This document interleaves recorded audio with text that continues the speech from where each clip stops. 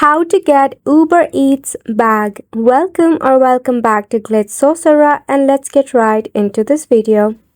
For this, search for ubereatsshop.com. You'll be redirected to a new page of Uber Eats. In here, you'll be able to shop the collection from Uber Eats. To get yourself your Uber Eats bag, at the top you will find a bag collection section.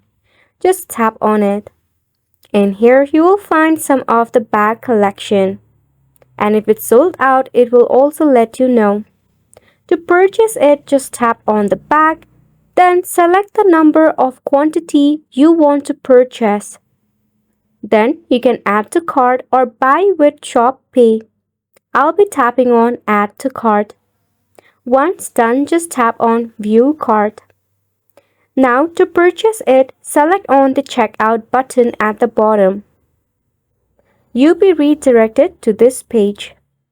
You can add a discount code in here to get a substantial discount in your grand total. Now to purchase it, all you have to do is fill out the form from your contact and shipping address. You will get your very own Uber Eats bag right at your doorstep. Which wraps up the tutorial as well. Thank you so much for tuning in.